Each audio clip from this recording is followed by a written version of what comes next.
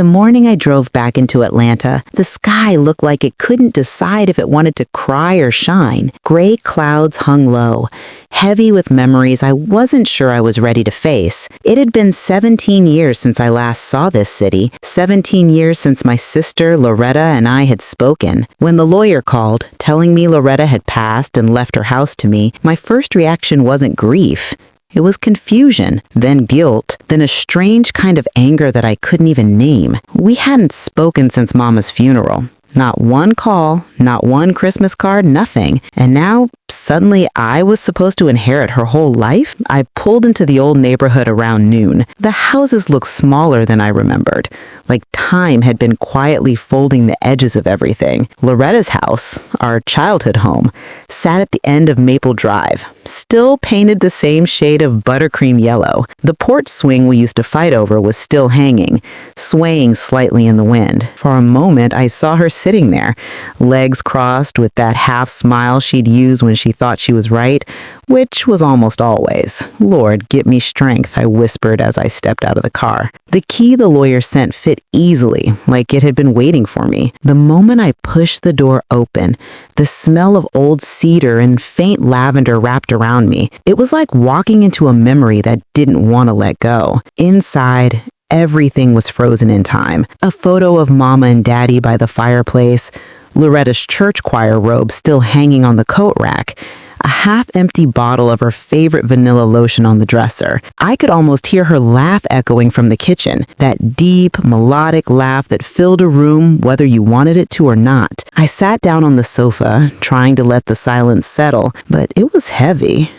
I'd come here to pack up her things, sign some papers, and head back to Chicago where my life and my peace were waiting. But as I looked around, I realized I was sitting inside a chapter of my life I'd never finished reading. That's when I saw it, an envelope, cream-colored and sealed, lying on the coffee table. My name written across it in Loretta's handwriting, Evelyn Brooks. No dear sister, no with love, just my name, plain and firm. My heart skipped. I sat frozen for a moment staring at it, feeling the air thicken around me. My hands trembled as I reached for it. The seal was still tight, untouched. That woman always did have a flair for drama, I thought, trying to laugh, but the sound that came out was shaky and hollow. I set the letter down again and looked around the house. Something about it didn't feel right. Maybe it was the silence. Maybe it was the way every clock in the house had stopped, all at 11:46. Loretta never did anything by accident. I sighed and leaned back on the sofa. What in the world did you get yourself into, Loretta? The wind outside picked up, rattling the windows. I felt a chill run through me.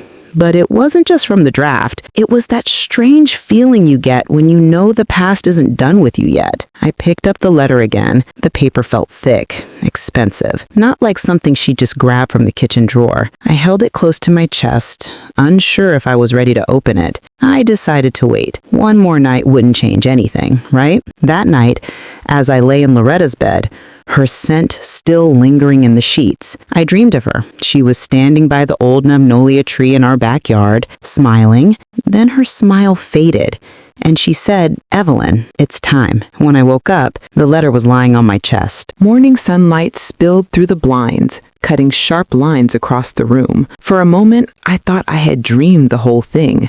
The house, the letter, the silence that felt like it had a heartbeat of its own. But then I saw it again, that same envelope, resting right there on my chest like it had been placed by invisible hands. I sat up slowly, brushing sleep from my eyes, and stared at it. My name, Evelyn Brooks, still there in Loretta's perfect cursive. She'd always had neat handwriting, the kind that made even grocery lists look like poetry. Mine was always sloppy, like I didn't have time to care about details. Maybe that was part of why we never saw eye to eye. I took a deep breath and broke the seal. Inside was a single folded sheet of paper. My hands trembled as I opened it. Evelyn, if you're reading this, it means I'm gone. I know we haven't spoken in years, and I take my share of the blame for that. But there are things you need to know. Things Mama never told you. Don't sell the house. Not yet. Look under the floorboard beneath Daddy's old record player. Whatever you find there, it's the reason we stopped speaking, and it's the reason I never left this house. Love you always. even when it didn't look like it. Loretta. I read it 3 times before my mind could even process the words. Mama never told me something? What could possibly be hidden in a floorboard? I stared at the paper until the words blurred. My throat tightened, my palms went damp. The air in the room suddenly felt heavy, too heavy. I folded the letter back carefully, like it might break if I breathed too hard, and sat on the edge of the bed. Outside, the wind was picking up again. It carried the sound of kids laughing somewhere down the block. The world was still moving, but I wasn't. When I finally gathered enough courage, I made my way to the living room. Daddy's record player sat in the same corner it always had, old mahogany wood polished to a shine. I could almost see him there, tapping his foot to B.B. King on a Saturday night, while Loretta and I danced barefoot on the rug. I knelt beside the player and ran my fingers along the floorboards. Years of dust had settled in the grooves. One board near the edge looked slightly darker than the others, almost like it had been replaced or lifted once before. My heart started to pound. I fetched a butter knife from the kitchen and pried gently along the edge. The board gave with a small creak. Beneath it was a dusty metal box, about the size of a shoebox, wrapped in a faded handkerchief. For a moment, I didn't move. I just stared. I could almost hear Loretta's voice. Go on, Eve. You always were scared of the truth. I pulled the box out and set it on the floor. My hands shook as I untied the handkerchief. Inside were stacks of old letters, a small black notebook, and at the very bottom, a photograph. It was of Mama, Daddy, and a baby I didn't recognize. The handwriting on the back read, Loretta, age 1, Evelyn, 3, and Isaiah. Isaiah? I didn't have a brother. At least, I thought I didn't. The tilt for a second, I sank back onto my heels, gripping the edge of the record player. Somewhere deep in my mind, old memories began to stir, whispers I couldn't quite catch. A brother? Why had nobody ever told me? I flipped open the small black notebook. Inside were dated entries, Loretta's handwriting again. The first one read, April 5th, 1972. Mama said Isaiah's gone. Said we can't ever talk about him again. I don't understand. I saw him in the garden just this morning. I stared at the words, my heart racing. Page after page, Loretta's voice unfolded. Confusion, sadness, questions about where Isaiah went and why Daddy stopped sleeping in the same room as Mama that year. Whatever this was, it wasn't just a family secret. It was something deeper, something buried. A knock at the door jolted me back to the present.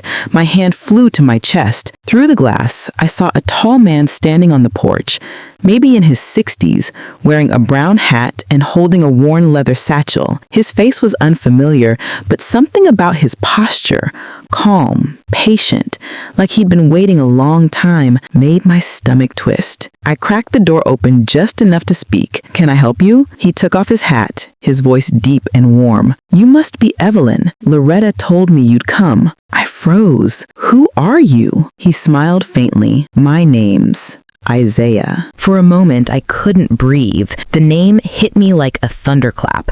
Isaiah. It echoed around the hallway, bouncing off old wallpaper and framed photographs that suddenly felt like witnesses to some long-forgotten sin. I opened the door wider, searching his face for any trace of something familiar. A look, a gesture, a hint of Mama or Daddy. His skin was a deep walnut brown, smooth despite the years. His eyes, soft, steady, a shade lighter than mine, held something I couldn't quite name. Isaiah? I managed, my voice barely above a whisper. That's not possible. He gave a slow nod. I reckon you'd say that. Loretta said you would. She always said you liked things that made sense. I stood there, clutching the edge of the door. But you died. I mean, I don't remember you at all. Isaiah looked past me into the house, his eyes scanning the furniture, the photographs, the small details that hadn't changed in 50 years. Finally, he looked back at me. Mind if I come in, Evelyn? It's a long story. One your sister wanted me to tell you myself. I hesitated for a long second. My body said no, but my heart, that curious, foolish part of me that always longed to understand, whispered yes. I stepped aside and motioned for him to come in. He walked with the calm confidence of someone who'd been through storms and learned to make peace with the rain. His clothes were simple. a plaid shirt tucked into worn jeans, boots that had seen a lifetime of roads. When he sat down on the couch, the leather creaked softly beneath his weight. I took the armchair across from him, still clutching Loretta's letter like a shield. "Start talkin'," I said finally, "because right now this feels like a cruel joke." "It ain't no joke, Evelyn. I'm your brother. Same mama, same daddy. I was born in 1950, 2 years after you. One before Loretta, but something happened when I was 12 that changed everything." He paused, his gaze falling to the floor. "Mama sent me away." "Sent you away?" He nodded slowly. "There was a man, a white man from the next county over, worked with Daddy at the factory. He and Mama had words, bad ones. One day he came by the house, drunk, shouting that I wasn't Daddy's boy. Daddy got into it with him. Things turned violent. The man ended up dead. Daddy was arrested that night. My heart thudded painfully. "I remember Daddy being gone for a while," I murmured. "Mama said he was working upstate." Isaiah gave a bitter smile. "That was her way of protecting y'all. Daddy served 6 years in prison for manslaughter. While he was gone, Mama sent me to live with our aunt in Georgia. Said it was safer that way. But when Daddy got out, he told her he never wanted to see me again. Said if I was gone, the world would forget what happened." He rubbed a hand over his face, weary. "So she erased me, Evelyn. Told y'all I died of pneumonia.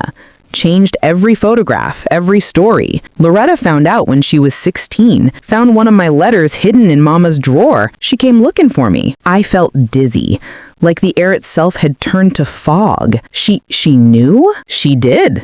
She found me in Atlanta. We wrote back and forth for years after that. She wanted to tell you, but Mama begged her not to. Said it would destroy the family's name, that it was better for you to keep believing what she told you. My throat tightened. I wanted to be angry, to shout that none of it made sense, but deep down, some part of me already believed him. There was something in his face, in the gentle way he spoke my name, something that felt like home. I swallowed hard. "Why now, Isaiah? Why come back after all these years?" He reached into his satchel and pulled out another letter. Older, yellowed at the edges, because Loretta asked me to. She knew her time was short.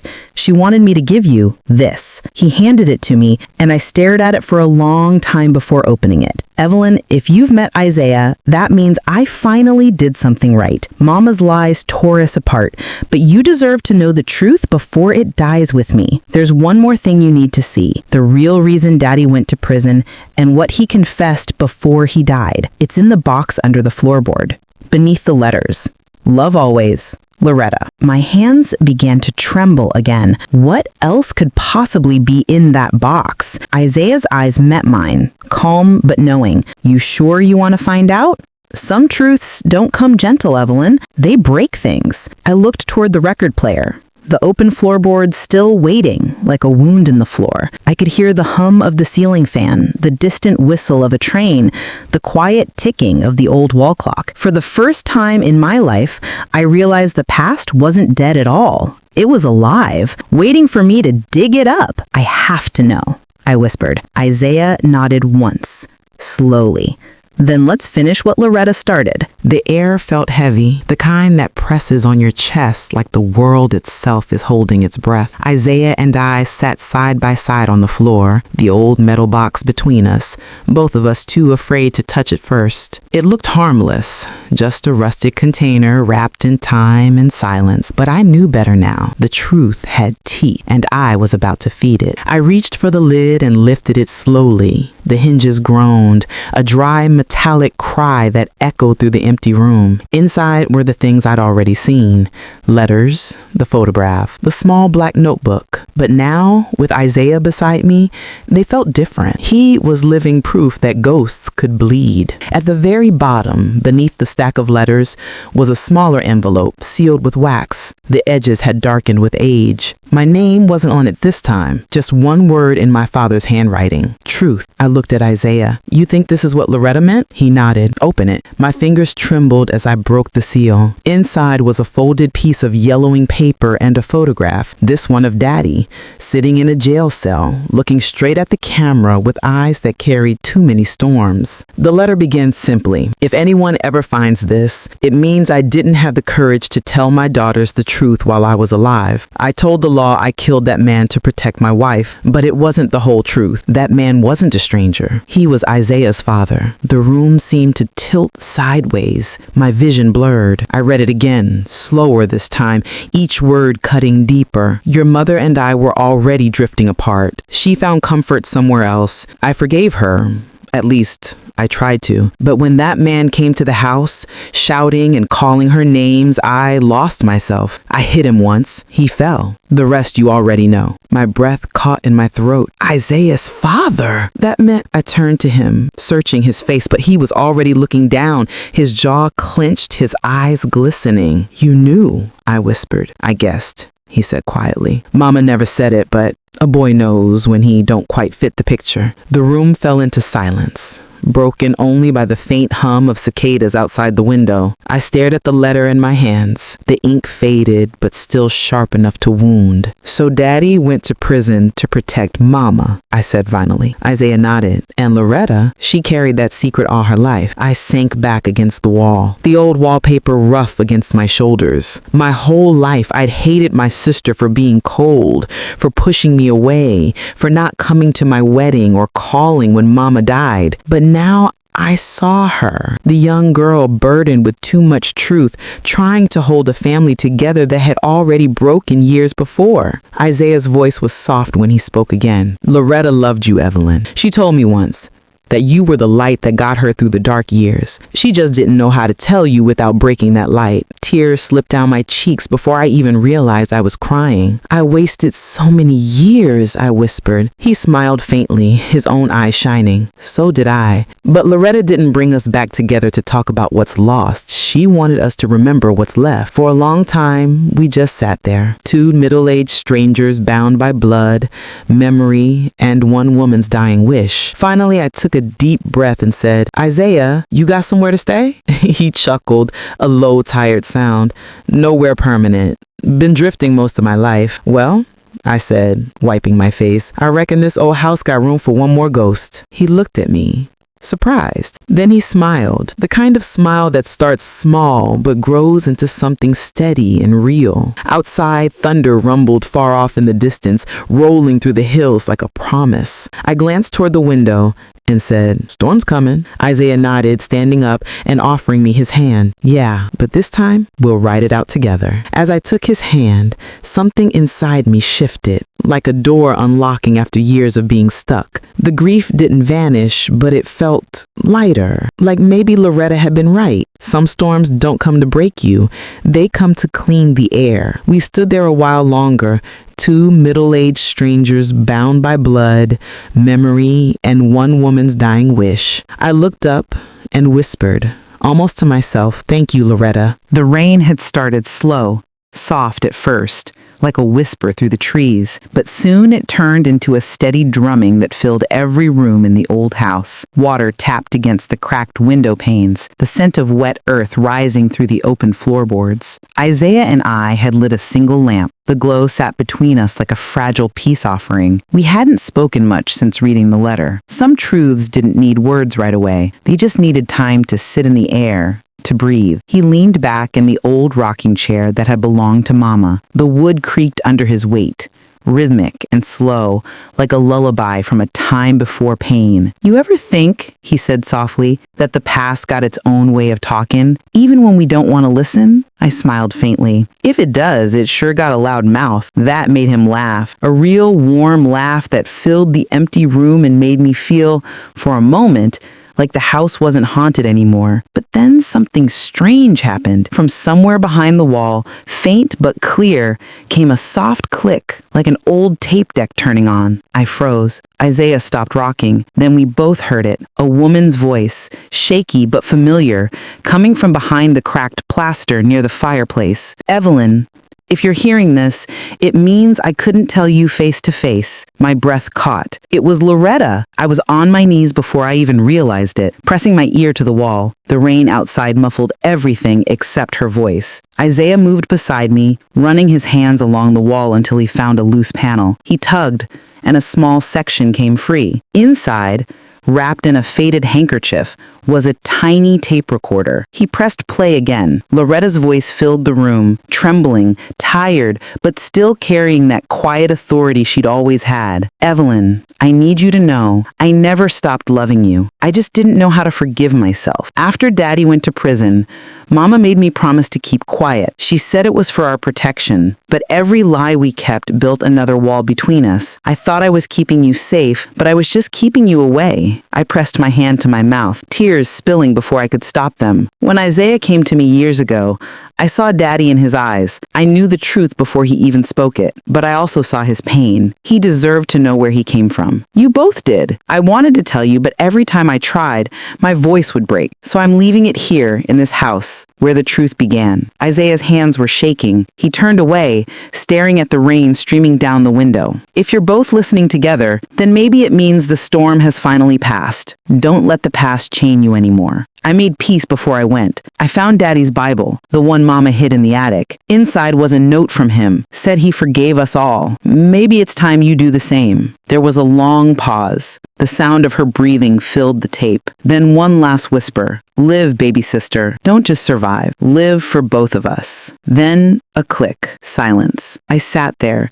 staring at the little recorder like it was something holy. Isaiah wiped at his face with the back of his hand. She sounds at peace, he said. I nodded slowly. Yeah, she does. The storm outside began to ease, the thunder rolling away into the distance. The air inside the house felt different. Cleaner somehow, lighter. Isaiah picked up the recorder gently. He said, "We should find that Bible." We went up to the attic together. Dust floated in the flashlight's beam like tiny ghosts dancing in the dark. The air smelled of cedar and old paper. After a few minutes of searching, Isaiah called out softly, "Over here!" He held up a worn leather Bible.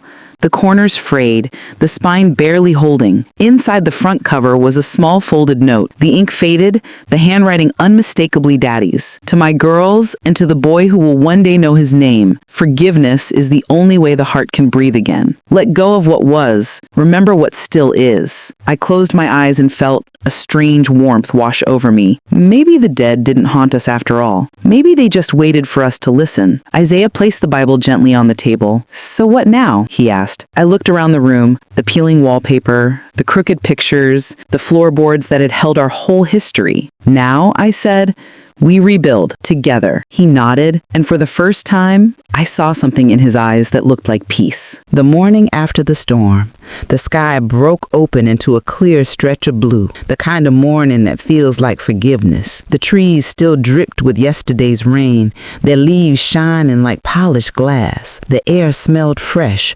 almost sweet, like the earth itself had been baptized overnight. I stood on the porch of the old Hayes house, coffee steaming in my mug, and for the first time since coming back to Shady Grove, I felt like I could breathe again.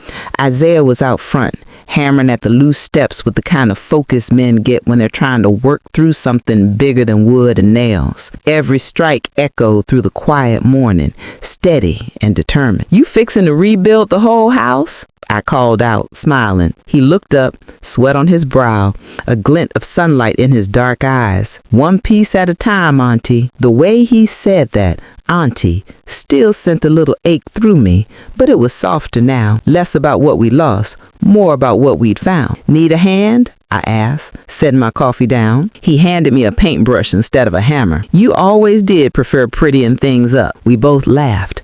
It was a good laugh, the kind that reached the bone. Inside the house was coming alive again.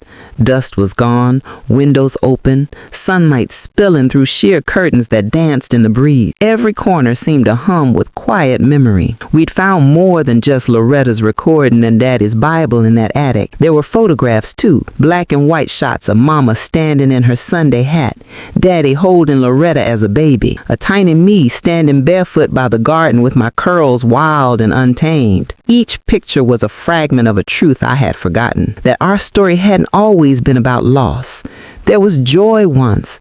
Real, messy, loud joy. Isaiah looked through the pictures with a strange tenderness. It's like meeting a family I never got to know, he murmured. I placed a hand on his shoulder. Now you do. A week later, I decided to do something I never thought I would. Invite the whole neighborhood over. Shady Grove was small. The kind of town where everybody knew your business before you even finished doing it. For years, I had stayed away from that. Kept my distance after Loretta died, after the whisper started. But now, it felt right, like the house needed to breathe new air. So I cooked. Lord, I cooked like I was feeding an army. Fried catfish, collard greens with smoked turkey, mac and cheese baked until the edges crisp, and sweet tea cold enough to make your teeth ache. The smell alone brought folks walking up the road, curious and smiling. Miss Alberta from the church came first with her famous peach cobbler. Then Mr. Jennings, who'd been Daddy's friend back in the day. Even young folks I didn't know drifted in, drawn by the sound of music and laughter. And right there in the middle of it all was Isaiah, carrying trays, fixing chairs, laughing like he'd have lived here his whole life. At one point, a young woman asked him, "You kin to Miss Eveline?" He looked at me before answering. "Yeah," he said softly. "She's my family." I felt my throat tighten. Family. That one word, so simple, yet heavy enough to break and mend the same heart. As the sun dipped low and the cicadas started singing, Isaiah pulled out Daddy's old Bible and stood up on the porch steps. Everyone quieted down. "I just want to say something," he began, his voice steady but thick with emotion. "This house is more than a roof and walls. It's a story about pain and forgiveness and second chances. Miss Eveline here, she didn't just rebuild this house. She rebuilt a legacy, and I'm proud to be part of it." Applause rippled through the crowd. I felt tears slipping down my cheeks, but I didn't hide them. For once, they weren't tears of grief. When everyone left that night, the house glowed from the inside out, laughter still echoing in the rafters. I sat on the porch, barefoot, sipping the last of my tea, while Isaiah played soft blues on the guitar he'd found in the attic. "You think they'd be proud?" he asked quietly, eyes on the stars. "I know they would," I said. "We turned ghosts into grace." He smiled, that same cricket smile Loretta used to have, and kept playing until the crickets sang him into silence. That night, as I drifted to sleep, I dreamed of Loretta. She was standing in the garden, her white dress fluttering in the wind, smiling. She didn't say a word. She didn't have to. I woke up with sunlight on my face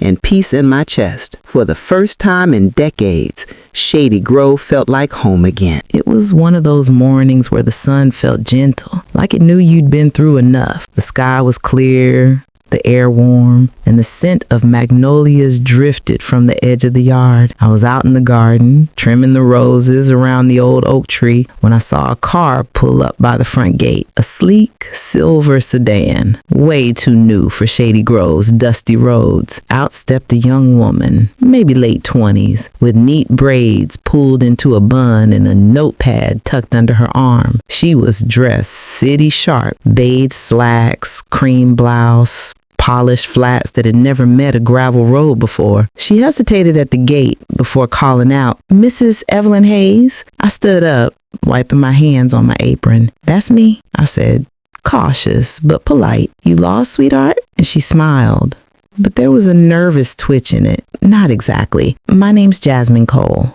I'm a journalist from Atlanta. I've been researching stories about family reconciliation in small southern towns, and your name kept coming up." That last part made me blink. "My name? Lord, what folks been saying now?" She laughed softly. "Good things, I promise. About your family, the house, and that foundation you started in your sister's name. They say you turned tragedy into healing." My stomach tightened a little. Folks love talking about healing, but few ever asked about the wounds that came before it. "Well," I said, "I don't know about all that. I just tried to do right by my people." Jasmine looked hopeful. "Would you be willing to share your story? I think a lot of people could be inspired by what you've been through." Her voice was gentle, respectful, but there was something else behind it. Curiosity, maybe even longing. We sat on the porch with sweet tea. She listened as I told her about the letter, the tape, the house, and Isaiah. I left out the worst of it.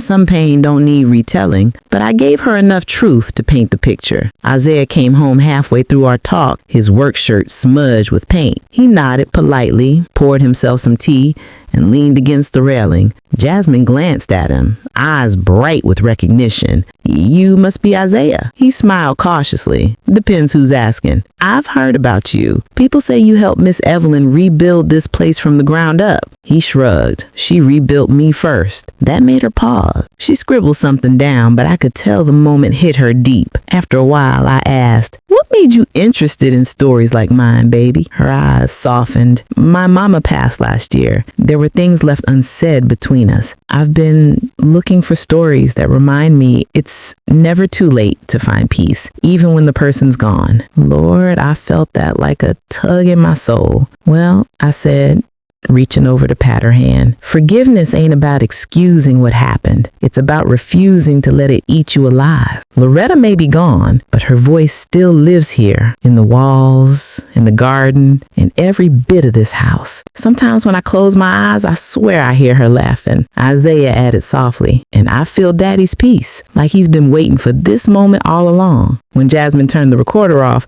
she just sat there, quiet for a long time. Then she said, "You know, stories like yours, they change people. You don't even realize how powerful your voice is." I laughed gently. "Honey, I'm just a woman who learned how to listen." Before she left, Jasmine walked through the garden. She stopped by Loretta's rose bush where new blooms had just opened. "She must have loved these," Jasmine said. She did. Said they reminded her that beauty can grow even after the thorns. She nodded slowly, taking it in. "That's exactly what I want to write about." And she drove away. I watched the car disappear down the dusty road. The wind rustled through the magnolias, carrying a soft peace with it. Isaiah came to stand beside me. "You think it's a good idea letting folks hear all this?" I looked at the horizon. "Maybe it's time, Isaiah. Maybe our story ain't just ours anymore." He smiled. "Then I guess it's about to belong to the world." That night, I sat by the window, the same one where Loretta and I used to watch summer storms. I thought about that young woman,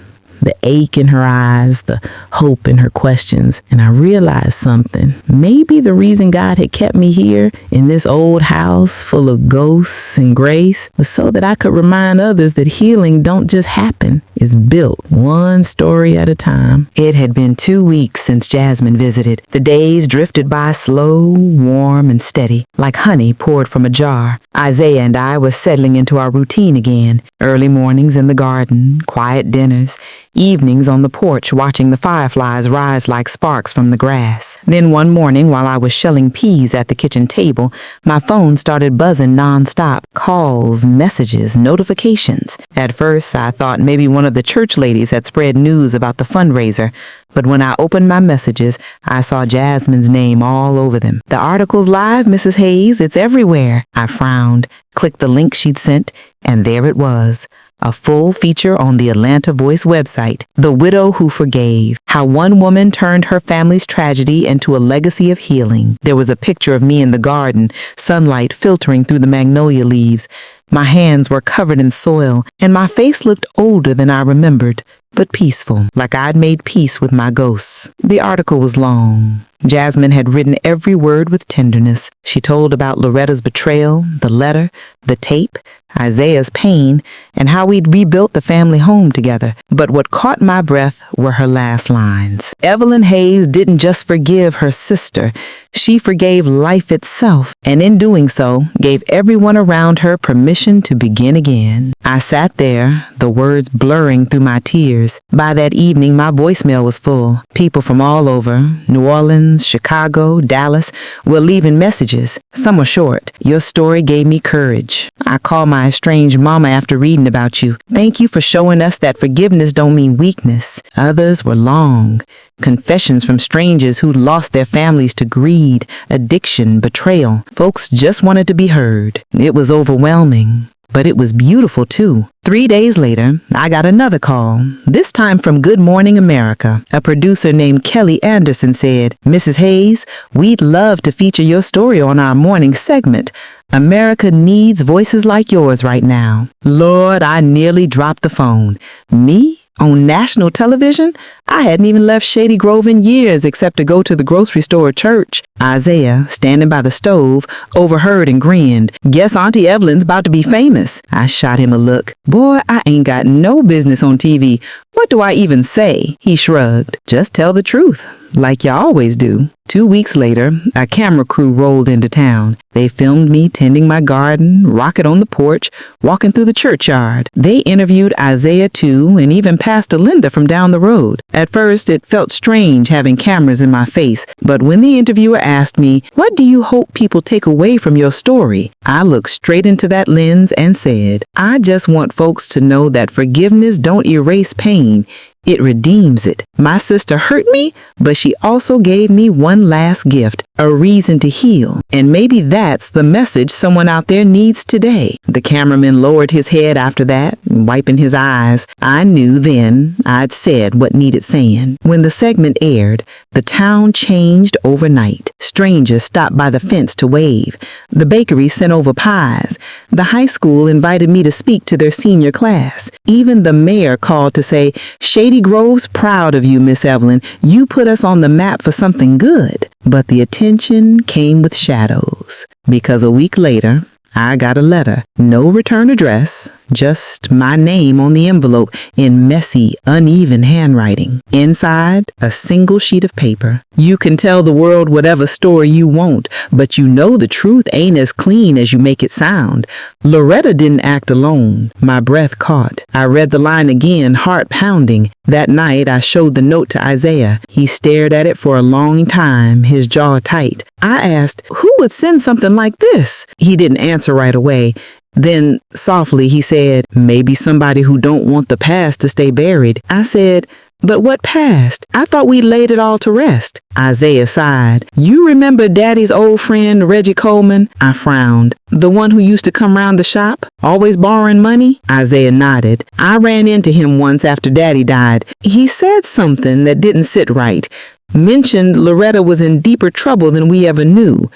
I didn't think much of it then, but maybe—" He trailed off. The next morning, I found another envelope slipped under my door. Inside was a faded photograph. My sister Loretta standing beside a man I didn't recognize. He was tall, in his 40s maybe, with a scar above his left eyebrow. On the back of the photo, one word was scrawled in ink: debt. I sat there staring at it, the room spinning slowly around me. Isaiah came in from outside, dirt still on his boots. He asked, "What's that?" I handed it to him, my fingers trembling. "It looks like somebody's trying to rewrite our story." He turned the photo over, studying it carefully. He said, "That's Reggie's cousin. Damn, I thought he left town years ago." And right then, standing in that quiet kitchen where so many truths had been uncovered already, I realized our family story wasn't over yet. The morning after that second envelope came, I couldn't shake the feeling that the past was stirring again, like a restless ghost trying to find its way back into the world. The photograph sat on the table beside my tea, edges curling from age. Loretta was smiling in it, that same easy, confident grin that used to make her seem untouchable. But the man beside her, the one with the scar and the cold eyes, was something else entirely. Isaiah stood by the window, arms crossed. "His name's Marcus Coleman," he said quietly. "Reggie's older cousin. Used to run a little business around here back in the day.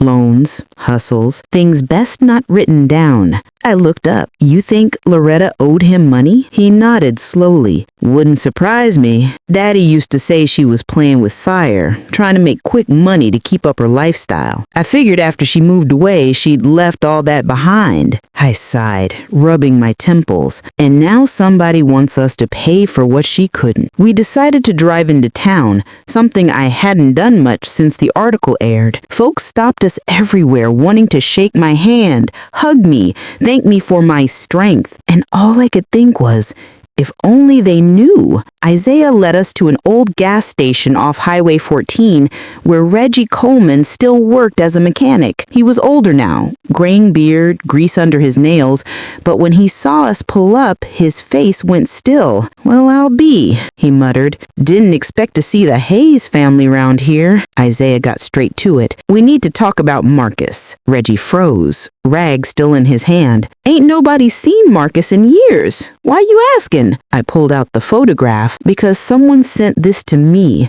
Said my sister didn't act alone. For a moment, the only sound was the cicadas buzzing in the trees. Then Reggie sighed, dropped the rag, and motioned us inside the small office. He poured himself a cup of coffee, hands shaking. Loretta was in deep, Miss Evelyn, he began. She borrowed money from Marcus to cover some kind of investment gone bad. A house flip, I think. She swore she'd pay him back, but when she couldn't, he started pressuring her. My stomach turned. Pressuring her how? Reggie hesitated. He told her if she didn't pay up, he'd come after someone she loved. She begged me to help her get out of it. I tried to talk to Marcus, but he wasn't the kind to listen. Next thing I know, she's gone. And your daddy's heart gave out soon after. Isaiah's eyes went dark. You saying Marcus might have had something to do with daddy's death? Reggie shook his head. Not directly, but he sure made your sister desperate. I think she came to that old house, trying to make things right. Maybe to find something to sell or confess before he did worse. My throat tightened. You mean to tell me she wasn't just here to hurt me? Reggie looked me straight in the eye. No, ma'am. She came here to protect you. We drove home in silence. The weight of his words sat heavy between us. All those years I'd carried hate for Loretta, for stealing, for lying, for tearing our family apart. And now I was being told she might have done it to save me. When we got back, the sky was turning that soft peach color it gets before sunset. I walked out to the rose bush we'd planted for her, tracing my fingers along the petals. I never even gave her a chance to explain, I whispered. I just assumed the worst. Isaiah stood beside me. We both did. I looked up at him. Do you think Marcus is still alive? He nodded grimly. If someone sent that photo, he is, or someone who knows him. Either way, they want something. That night, I barely slept. Every creak of the house made me jump. Every shadow felt like a warning. Around midnight, I heard a knock, soft, deliberate, at the front door. Isaiah came running from the hallway. Stay here, he whispered, grabbing the baseball bat we kept by the stairs. He opened the door a crack, and there, standing in the moonlight, was Jasmine. Her eyes were wide, her hair loose, and she was trembling. Mrs. Hayes, I didn't know where else to go. I rushed forward. Baby, what's wrong? She held up her phone with shaking hands. Someone broke into my apartment in Atlanta. They didn't take anything, just left this on my kitchen table. On the screen was a picture. The same photograph of Loretta and Marcus, only this time there were red letters scrawled across it. Stop digging. Isaiah locked the door and pulled the curtain shut. So now they're threatening her too. Jasmine's voice cracked. Who are they? What do they want? I looked at her, this young woman who came searching for a story and found herself trapped inside it. I think, I said slowly, we're about to find out just how deep Loretta's secrets go. By morning, the house no longer felt like home. The walls seemed to hum with unease, the floorboards groaning under the weight of every secret that had been whispered there. Jasmine sat at the kitchen table, her coffee untouched, her phone still displaying the photograph. Isaiah stood by the door, pacing like a caged lion. I moved slowly, the way you do when you're trying to convince yourself you still have control over something that's already gone. Whoever broke into your place, I said, keeping my voice steady, they knew exactly what they were looking for. They wanted you to know they're watching. Jasmine nodded, eyes wide. But why me? I'm just a reporter. I thought this story was about you and Loretta. Isaiah stopped pacing. That's the thing, baby girl. Maybe it ain't about Loretta anymore. Maybe it's about what she left behind. We spent the rest of the morning digging through the old boxes in the attic. Most were filled with family photos, newspaper clippings, and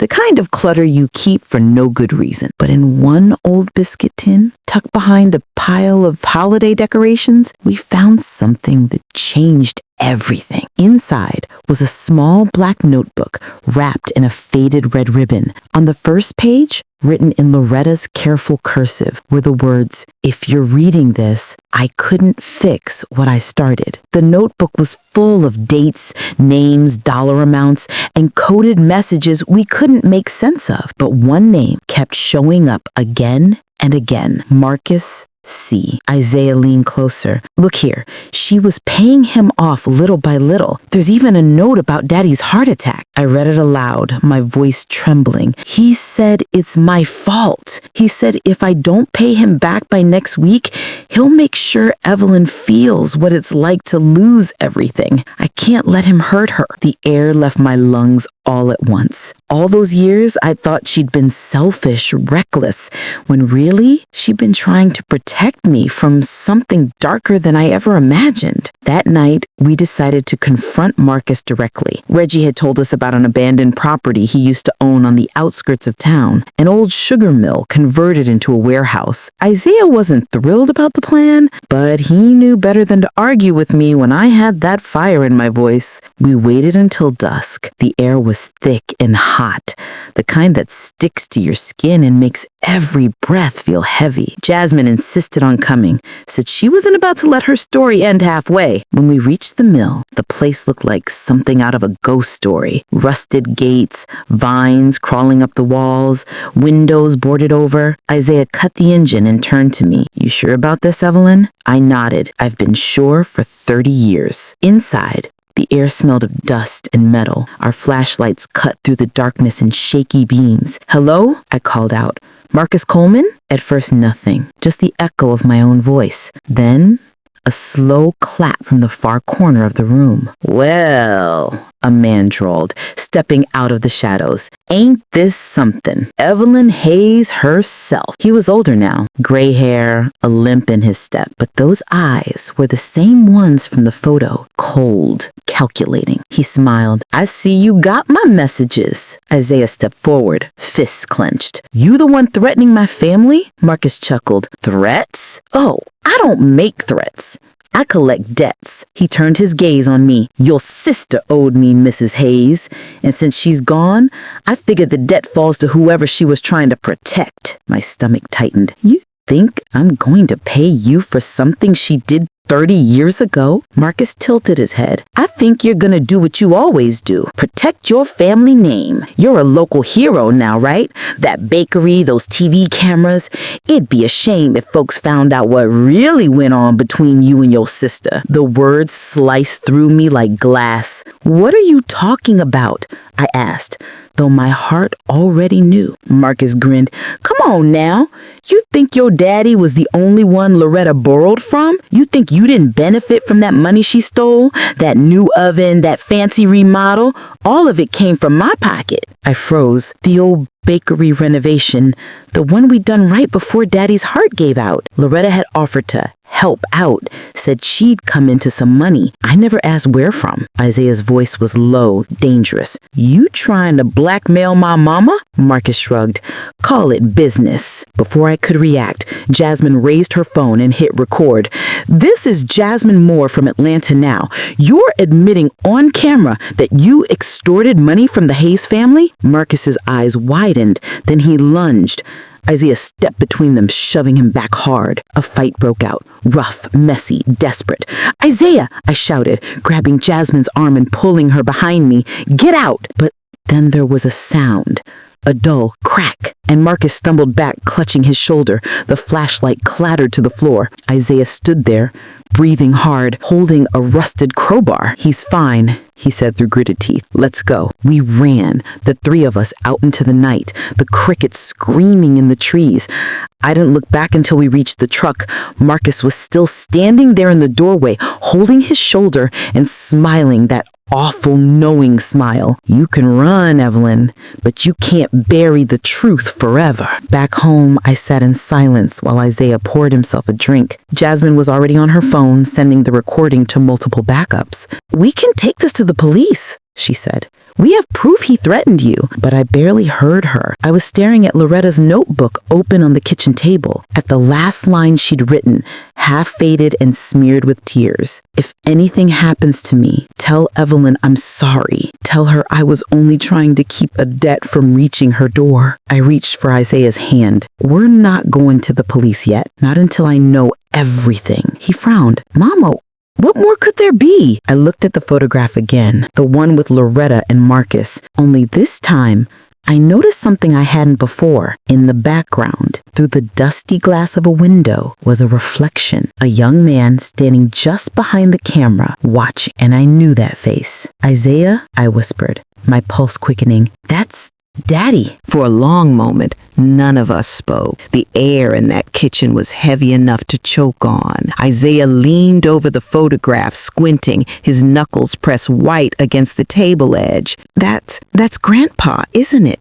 He whispered. I nodded, my mouth dry. I thought he never even met Marcus. Jasmine picked up her phone, zooming in on the image. Look, same ring, the one your daddy always wore. It was true.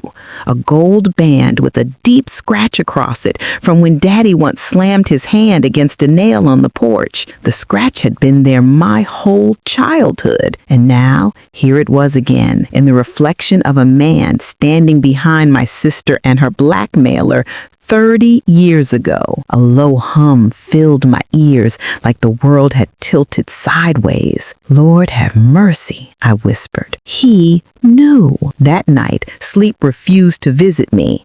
I sat on the porch until the sky began to pale, Loretta's notebook open on my lap. Isaiah came out sometime around dawn, his voice soft. Mama, you've been out here all night. I nodded. Your granddaddy used to sit right here too.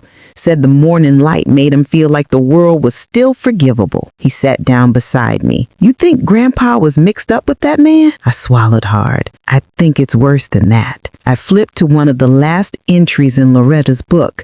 She'd written, he says Daddy owes him everything. Says the land papers were never real. I told him Daddy would never lie about that, but he laughed. He said, ask your mama about the missing deed. I'd forgotten all about that. The summer Daddy nearly lost the farm. Mama had cried for days, and then suddenly the debt was gone. Daddy said he'd handled it. We never asked how. Isaiah's eyes widened. You think I think Daddy made a deal with Marcus, I said quietly. And when he couldn't pay, Loretta took on the debt. Around noon, Jasmine got a call from a blocked number. She answered on speaker. A man's voice crackled through. You should have stayed out of it, Miss Moore. This story isn't yours to tell. Jasmine's face drained of color. Who is this? Let's just say the past doesn't like being dug up. The line went dead. Isaiah snatched the phone. He's still watching us. Let him watch, I said, standing. If Marcus thinks fear gonna stop me, he forgot who he's dealing with. That afternoon, we drove out to the county records office. The clerk, an older man with tired eyes, recognized the Hayes name right away. Your daddy's land papers, he said, pulling out a worn file. Ain't nobody asked about those in decades. Inside were tax records, mortgage slips, and, tucked in the back, a single document signed by both Ernest Hayes and Marcus Coleman. It wasn't a loan. It was a sale. My breath caught. He sold half our land. The clerk nodded, then bought it back a year later, except the money he used came from an unregistered account. The trail disappears after that. Isaiah slammed his hand on the counter. So Marcus owned part of our farm? That's why he came after Aunt Loretta? I nodded slowly. He wanted it all. As we drove back, Jasmine was already piecing it together aloud for her article. Marcus Coleman ran an underground lending ring for small black farmers in the 1980s. Predatory loans, illegal interest. When they couldn't pay, he took their land. Isaiah gripped the steering wheel, and Daddy thought he was saving the family. Instead, he passed the curse to his daughter. I stared out the window, the Georgia fields rolling by like a memory I didn't want to see. The sins of the fathers, I murmured. always come home for supper. That night, I went to the cemetery. The moon was high and the air smelled of honeysuckle and rain. I knelt beside Daddy's grave, my knees sinking into the damp earth. You kept this secret all your life, but it found its way to us anyway. Loretta paid for your mistakes, and now Marcus wants me too. The wind rustled through the trees like a sigh. I closed my eyes and prayed. Lord, give me the strength to finish what my sister started. Let the truth rest once and for all. When I got home, Isaiah was waiting on the porch, a folder in his hands. Reggie just called. You're not going to believe this. He opened the folder. Inside was a printout from the local archives, a picture of Marcus Coleman standing beside a man I never thought I'd see again. It wasn't Daddy this time. It was the sheriff. Sheriff Peterson, the same man who handled Loretta's case, the same one who ruled it an accident 30 years ago. Jasmine's voice trembled as she read the caption under the photo. Marcus Coleman and Sheriff Tom Peterson, founding members of the Spring Creek Business Cooperative, 1988. Isaiah looked at me. Mama, that means the man who covered up Aunt Loretta's death was working with Marcus the whole time. I felt the blood drain from my face. All those nights I'd blame Loretta. All those years I'd cursed her for leaving me behind. She hadn't run for shame. She'd run for her life. And now the same people who buried her truth were still walking free. I turned toward the window, watching the reflection of my family in the glass.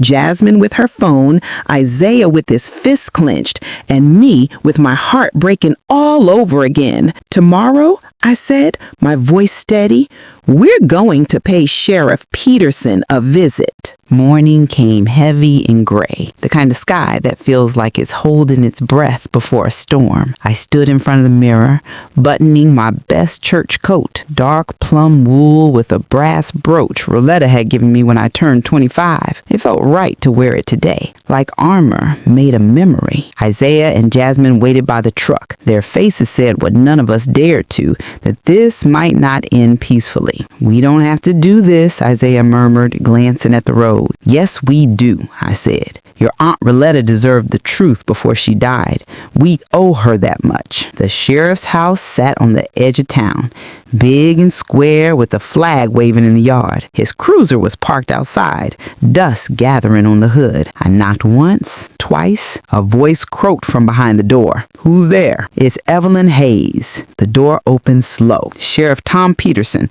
older now, skin like old parchment, eyes sunken but sharp, stared at me like a ghost had come calling. Well, I'll be damned, he muttered. I thought you left Spring Creek for good. Looks like the past don't travel far, I said. He tried to laugh, but it came out dry. Huh, you hear about your sister again? Yes, I said, stepping inside. And about Marcus Coleman. His hand froze midair. For the first time, I saw fear behind his eyes. We sat at his kitchen table, same type as Mama's old one, but clean and empty. Jasmine set her phone beside her, recording quietly. Isaiah stood by the door, arms crossed. Marcus is dead, the sheriff said finally. Been dead 6 years now.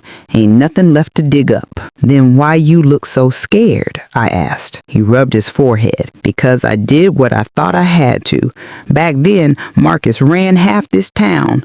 Owned the bank, the grain mill, even had friends up in Atlanta. When Ernest tried to back out, Marcus came to me, said he'd expose every man who took his money unless I made it all disappear. So you covered it up. He nodded. Roletta came to me the night before she died. Told me she found proof that Marcus was laundering money through the church fund.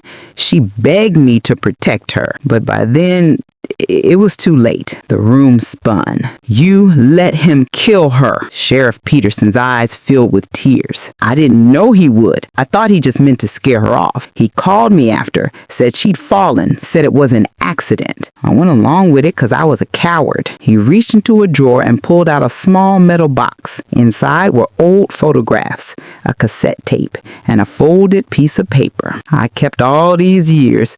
Couldn't throw them away. I opened the note first. Roletta's handwriting, neat and lupin. If anything happens to me, tell Evelyn to look under the oak tree behind the old church. That's where the truth lives. My heart stuttered. I glanced at Isaiah. That's the same church where we used to sing in choir. He nodded, already grabbing the truck keys. Peterson hung his head. I'm sorry, Evelyn. I ain't got the right to ask forgiveness, but I'll come clean. I'll give a full statement if you promise to set things right. I stood, the note trembling in my hand. You should tell the truth, not for me, but for her. We drove straight to the churchyard. The oak tree was still there, gnarled and massive, roots breaking through the soil like old bones. The sun peeked through the clouds as if heaven itself was watching. Isaiah started digging near the base, and within minutes his shovel hit something hard, a rusted tin box, sealed with duct tape. Jasmine opened it carefully. Inside were ledgers, envelopes stuffed with cash, and photographs. Marcus with the sheriff, with businessmen, with Daddy. But at the very bottom lay a tape labeled Roletta, Final Statement. Isaiah found an old recorder in the truck. He pressed play. Her voice crackled through, soft, scared, but steady. If you're hearing this, I didn't make it. Marcus thinks he owns us, but he's wrong. Daddy's debt doesn't define us. Evelyn, if you find this, take these papers to the press. Let them see what they did to our family. Promise me you won't stay silent like Mama did. Promise you'll live free. I clutched the recorder to my chest, tears spilling down my face. I promise, Rolette, I promise. 2 weeks later, Jasmine's article went live, front page of the Atlanta Chronicle. The hidden land scandal of Spring Creek, how greed stole generations of black farmers. It named every man involved, Marcus, the sheriff, and even the bank officials who had profited from the schemes. Peterson testified, keeping his word. Within months, new laws were passed protecting small landowners from predatory contracts, and our family name, the Hayes name, was finally cleared. The farm feels different now. Peaceful, honest. Isaiah runs the bakery on weekends. Jasmine's story won her an award. People drive from neighboring counties just to see the place where the Hayes sisters' truth came to light. Sometimes I sit by that old oak tree with Roletta's notebook in my lap, the wind rustling the leaves like whispered hymns. I talk to her, tell her how proud I am, tell her the land is safe, tell her she was right to fight. One afternoon, I found a single purple wildflower right where we dug up that tin box. I smiled through my tears. I always did love purple, I said softly. Now, every Sunday, I bake a batch of sweet potato pies, her favorite, and leave one by her grave with the note, "We're free, Roletta. We're finally free." Then I drive home, past fields shining gold in the sun, and I thank God that truth, no matter how deep it's buried, always grows back toward the light.